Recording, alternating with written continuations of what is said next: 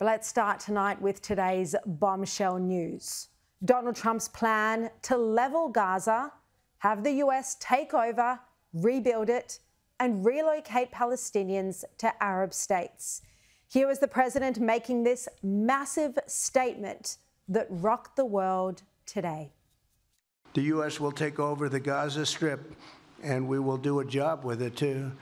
We'll own it and be responsible for dismantling all of the dangerous unexploded bombs and other weapons on the site, level the site and get rid of the destroyed buildings, level it out, create an economic development that will supply unlimited numbers of jobs and housing for the people of the area.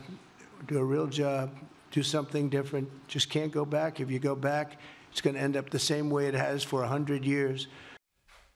Major news that Donald Trump wants to take over Gaza and clear out the terrorists. This is a world-changing and historical shake-up that could shape the future of the Middle East. Trump is also saying that nearly 2 million Palestinians should leave Gaza, at least during the rebuild, and relocate to neighbouring countries. We should go to other countries of interest with humanitarian hearts, and there are many of them that want to do this, and build various domains that will ultimately be occupied by the 1.8 million Palestinians living in Gaza. The only reason the Palestinians want to go back to Gaza is they have no alternative. It's right now a demolition site. This is just a demolition site.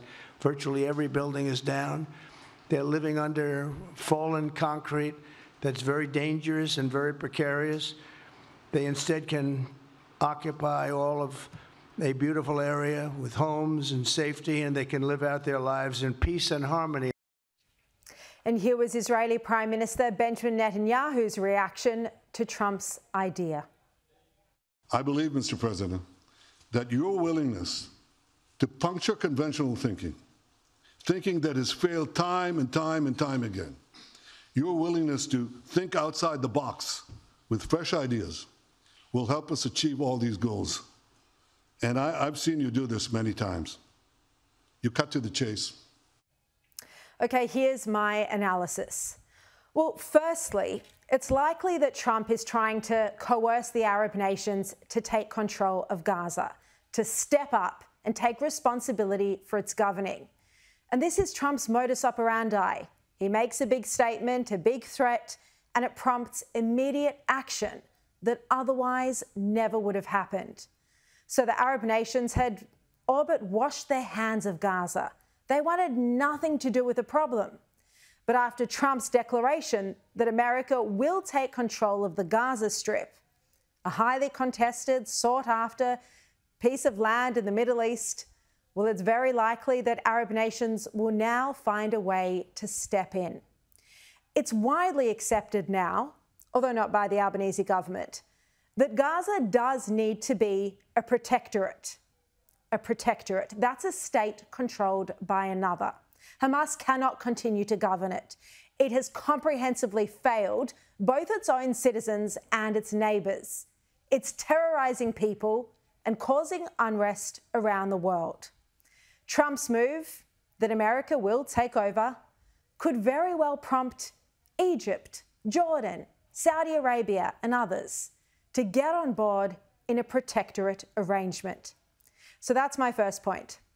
But secondly, I think if they don't come on board, Trump is clearly prepared to take control of Gaza. Nothing has worked so far. Self-governance in Gaza certainly hasn't. Israel handed the Gaza Strip to the Palestinians in 2005. It made all Israeli citizens leave the area, and it gave the Palestinians independence. They elected a terrorist group. And Hamas has controlled Gaza since 2006. They could have built an international city with its own airport. But all they've achieved is a terrorist infrastructure, including amassing weapons and tunnels. And they've only brought death and tragedy to their own people by continually provoking Israel into war. So the territorial solution has failed, as Israel's Deputy Foreign Minister, Sharon Haskell, tells me on the show tonight. So the territorial solution, you know, it didn't give us the answer. It actually blew up in our faces. As she says, the international community surely has to admit that giving Gaza sovereignty has failed. I wish it hadn't, but it has. And that full interview, by the way, is coming up in a moment. So statehood isn't the answer here, despite the repeated pleas from Penny Wong and Albanese.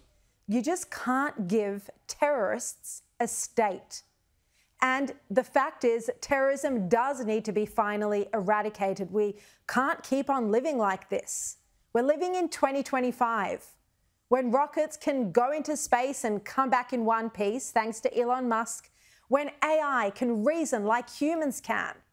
And yet somehow we're still expected to live in a world where terrorism is allowed to flourish and monsters slaughter and kidnap babies, children, and mothers. There's no question the status quo can't continue. Now, there's been a massive absence of leadership in the international community when it comes to Gaza up until this point. The woke ideology has sided with barbarians, and terrorism has therefore been able to thrive. We can see with our own eyes that Gaza is broken. These scenes of Hamas terrorists swarming around a single Jewish female hostage are sickening. And ever since I saw that, I've been thinking, well, what hope is there for Gaza? It's broken. It seems beyond repair. And clearly, the President of the United States has come to that view as well. An American takeover, if that's what eventuates, and as I've said, I think it's a negotiating tactic to get the Arab nations on board, but if it's what eventuates, it might be far from the perfect solution, and there are pitfalls to it, including indefinite deployment of American troops in Gaza who would become a target for terror. But like I already said, this is a typical Trump maneuver to encourage Arab nations like the Saudis and the Emiratis to take the lead. But even if America does take the lead, it's better than the status quo. And look at Trump's vision for Gaza compared to its future otherwise. The president says it could become the Riviera of the Middle East. We have an opportunity to do something that could be phenomenal. And I don't want to be cute, I don't want to be a wise guy, but the Riviera of the Middle East, this could be something that could be so bad, this could be so magnificent. And there are beautiful beaches in Gaza like there are in Israel. Billions of dollars in international aid is pouring into Gaza anyway. It's being wasted on terrorist infrastructure, like the underground tunnels. So why shouldn't that money, billions of dollars, go into transforming Gaza into a beautiful and peaceful city? Trump struck the Abraham Accords, which no one thought he could achieve. He has forged strong relationships with Arab nations and, of course, with Israel. And Trump is meeting the Jordanian King Abdullah in the coming days. And Gaza will be discussed in those meetings. Now, commentators tonight have said that this is Trump taking America into a foreign war. Well, that analysis is incorrect. Trump is speaking about rebuilding Gaza, not fighting. He's showing leadership in an area where no one else is stepping up. The question is, how far can Trump get with this plan, seeing as he only has a 4-year term? And how will the international community react?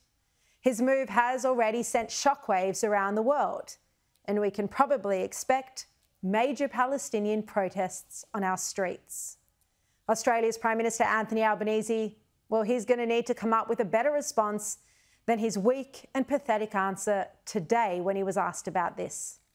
Well, I've said before that I don't intend to have a running commentary on the President of the United States' statements. This is a major foreign policy move. Australia's position is the same as it was this morning, as it was last year, and it was 10 years ago, and it was under the Howard government. The Australian government support, on a bipartisan basis, a two-state solution in the Middle East. Now, of course, he wouldn't support Trump's plan because, remember, this is a man who's been a lifelong pro-Palestinian activist. He reportedly protested outside the American embassy in Sydney at a rally where Israeli flags were burnt, and he was a federal MP at the time. And it is great to watch Albanese squirm over these questions, and you can only imagine how Penny Wong would be having conniptions. But nothing shows the difference between the Trump administration and the Albanese government more than their response to Israel's war on Hamas, on terrorists. Penny Wong wanted to reward the terrorism of October 7 with Palestinian statehood, while Trump says Gaza needs to be levelled and let the Americans take over. The reality is, though, that the destroyed condition that Gaza is in now is entirely because of the actions of their own governing body, of Hamas. And the Palestinians deserve better than this, better than Hamas. They deserve better than an uncertain future where barbaric, bloodthirsty and misogynistic terrorists bring death and destruction to their own civilians. The Palestinians deserve to live in peace and safety. And of course, the Israelis do too. The Israelis can't live like this, having to wait for the day when October 7 happens all over again. Israeli hostages are still being held in Gaza. We still don't know where 9-month-old baby Kafir is, where 4-year-old baby Ariel is, where their mother Shiri is. It's unacceptable. So under Trump's bold vision, at least the status quo of the endless cycle of terrorism will change.